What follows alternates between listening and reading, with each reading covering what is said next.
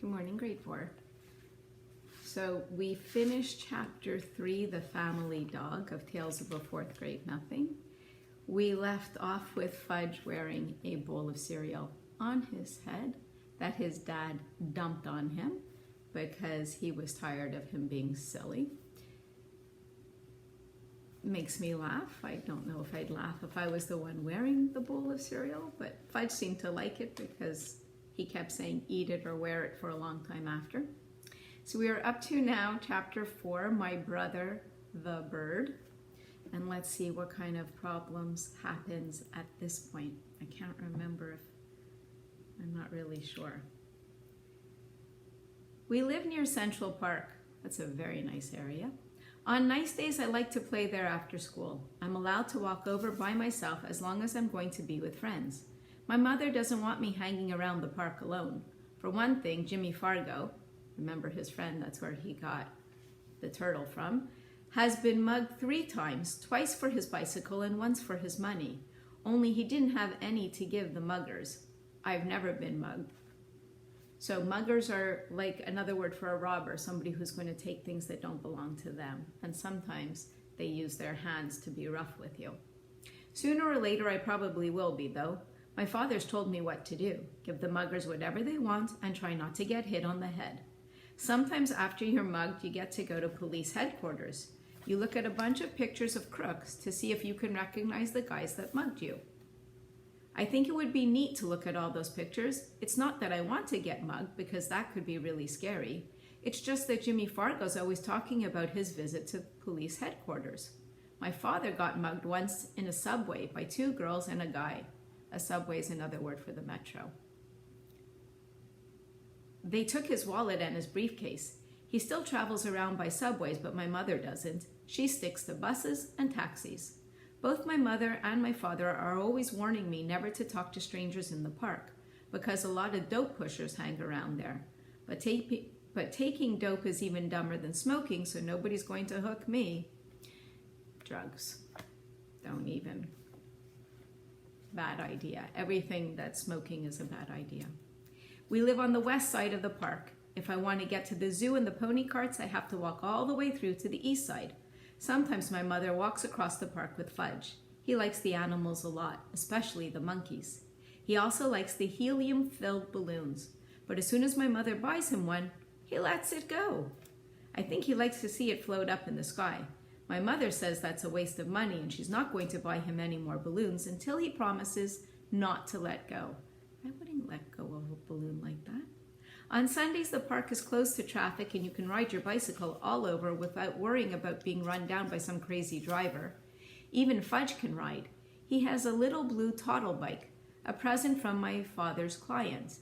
And when he's riding, he makes motorcycle sounds. Vroom, vroom, vroom, he yells. So a toddle bike, I think, is like a tricycle, 2 wheels on the back. 2 wheels in the back and 1 in the front. In the fall, the leaves turn darker and drop off the trees. Sometimes there are big leaf piles on the ground. It's fun to jump around in them. I never saw bright red, yellow, and orange leaves until the day my father took us for a drive in the country. The reason the leaves don't turn bright colors in New York is the air pollution, and that's too bad, because yellow and orange and red leaves look really neat. One nice sunny afternoon, I called for Jimmy Fargo and we went to the park. Jimmy is the only kid on my block who's in my class at school. Unless you count Sheila, and I don't.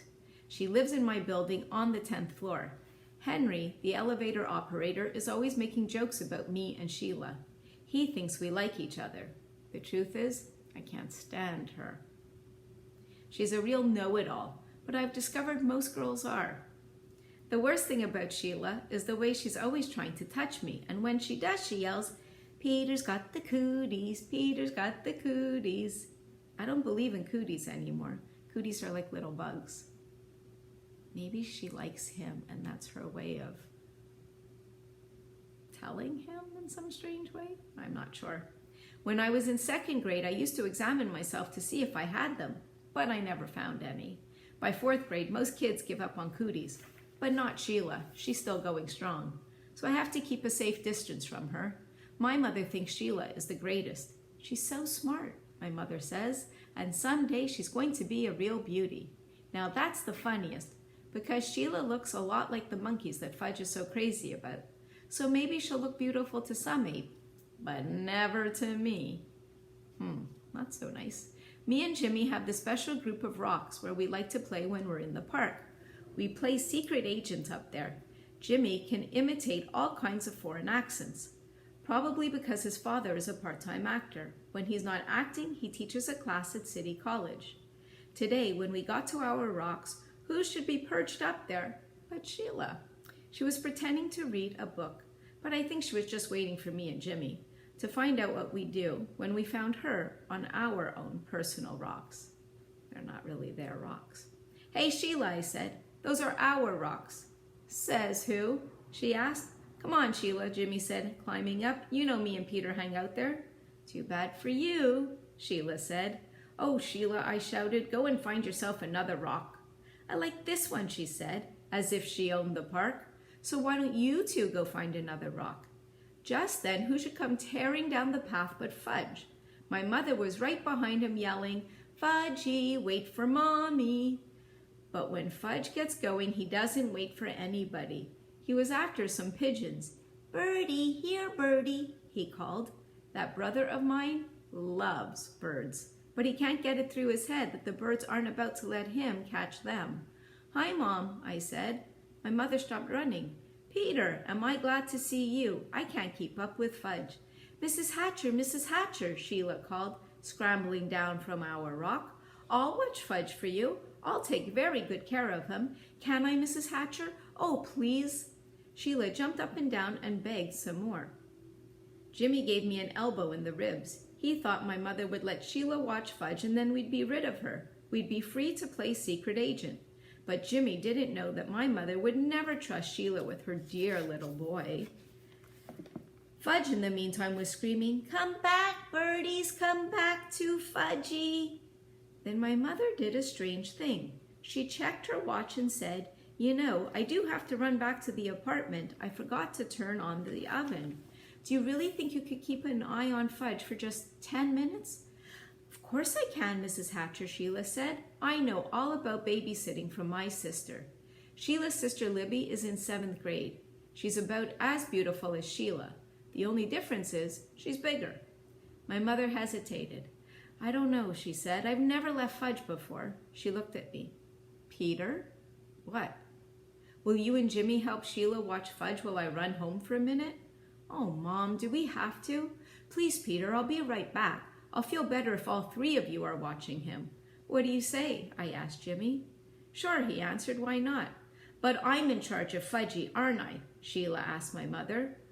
Well, I guess so, my mother said to Sheila. You probably do know more about babysitting. Why don't you all take Fudge over to the playground? Then I'll know where to find you. Swell, Mrs. Hatcher, Sheila said. Don't you worry, Fudgy will be just fine. My mother turned to Fudge. Now you be a good boy for 10 minutes. Mommy will be right back, okay? Good boy, Fudge said. Good, good, good. Who are we kidding? As soon as my mother was gone, Fudge took off. Can't catch me, he yelled. Can't catch Fudgy. Go get him, Sheila, I said. You're in charge, remember? Me and Jimmy horsed around while Sheila ran after Fudge. When she caught him, we decided we'd better go to the playground like my mother said. It was a lot easier to keep an eye on him in a smaller place. Anyway, Fudge likes to climb on the jungle gym, and that way he can't get lost. As soon as we got to the playground, Sheila started chasing me. Peter's got the cooties, Peter's got the cooties, she yelled. Cut that out, I said.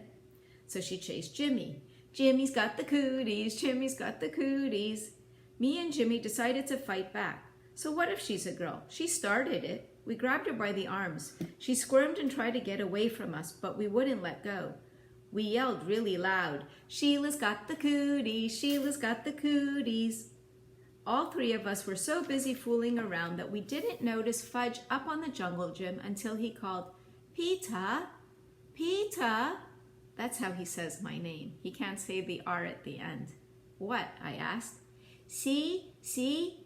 Fudge flapped his arms around. Fudgy's a birdie, Fudgy's a birdie. Fly, birdie, fly. That crazy kid, I thought, running to the jungle gym with Jimmy and Sheila right behind me. But it was too late. Fudge already found out he didn't have wings. He fell to the ground. Oh boy. He was screaming and crying, and his face was a mess of blood.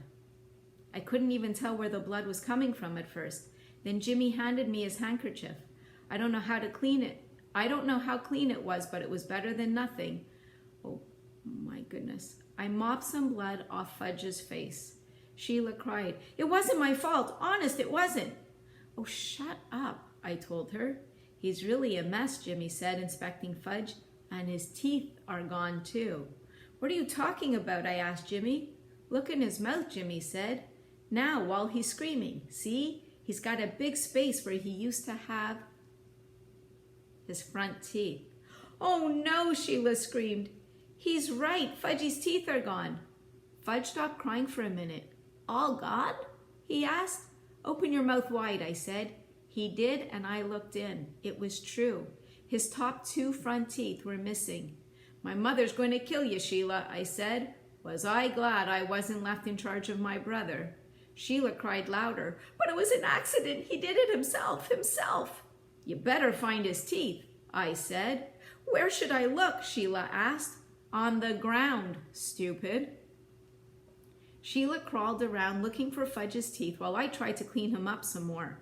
"See," Fudge said, showing me all his wounds. "Boo-boo here and here, more boo-boos here." His knees and elbows were all scraped up. "I'm going to get your mother," Jimmy yelled, running out of the playground. "Good idea," I called. "I just can't find them," Sheila said. "Well, keep looking," I yelled. "Honestly, Peter, there aren't any teeth here." "All gone?" Fudge asked again. "Not all," I told him. "Just 2. Fudge started to scream. "Want my teeth? Want my teeth?" Jimmy must have met my mother on her way back to the park because it only took about 2 minutes for her to get there. By that time, a whole crowd of kids had gathered around us. Most of them were crawling on the ground like Sheila, looking for Fudge's teeth. My mother picked up Fudge. "Oh, my baby, my precious, my little love." She kissed him all over. "Show Mommy where it hurts." Fudge showed her all his boo-boos. Then he said, "All gone." "What's all gone?" my mother asked. "His top 2 front teeth," I said. "Oh no," my mother cried. "Oh, my poor little angel." Sheila sniffled and said, "I just can't find them, Mrs. Hatcher. I've looked everywhere, but Fudge's teeth are gone." "He must have swallowed them," my mother said, looking into Fudge's mouth. "Oh, Mrs. Hatcher, how awful. I'm sorry. I'm really, really sorry," Sheila cried. "What will happen to him?" "He'll be all right, Sheila," my mother said. "I'm sure it was an accident. Nobody's blaming you." Sheila started bawling again. When you're bawling, you are crying a lot. My mother said, "Let's go home now." I thought my mother was being pretty easy on Sheila. After all, she was left in charge. When we got home, Mom washed Fudge's cuts and scrapes with peroxide. Then she called Dr. Cohn. He told her to take Fudge to our dentist. So my mother called Dr. Brown's office and made an appointment for the next day. When that was done, she gave Fudge some socks to play with. I went into the kitchen to have a glass of juice. My mother followed me. "Peter Warren Hatcher," she said, "I'm sorry that I can't trust you for just 10 minutes. "Me?" I asked. "Trust me? What's this got to do with me?" My mother raised her voice. "I left your brother with you for 10 minutes, and just look at what happened. I'm disgusted with you." Those are very strong words. "It was Sheila's fault," I said. "You said Sheila was in charge. How come you're mad at me and not at Sheila?" "I just am," my mother shouted. I ran to my room and slammed the door. I watched Dribble walk around on his favorite rock. "My mother's the meanest mother in the whole world," I told my turtle. "She loves Fudge more than me. She doesn't even love me anymore. She doesn't even like me. Maybe I'm not her real son. Maybe somebody left me in a basket on her doorstep. My real mother's probably a beautiful princess. I'll bet she'd like to have me back. Nobody needs me around here, that's for sure." I didn't eat much supper that night, and I had a lot of trouble falling asleep. The next morning, my mother came into my room and sat down on my bed. I didn't look at her. "Peter," she said. I didn't answer. "Peter, I said some things yesterday that I didn't really mean." I looked at her. "Honest?" I asked. "Yes, You see, I was very upset over Fudge's accident, and I had to blame somebody, so I picked on you. We all do that sometimes. Yes, I said, you sure did. It wasn't your fault, though, I know that. It was an accident. It could have happened even if I had been in the playground myself. He wanted to fly, I said. He thought he was a bird. I don't think he'll try to fly again, my mother said. Me neither, I told her. Then we both laughed, and I knew she was my real mother after all. And that's the end of chapter 4.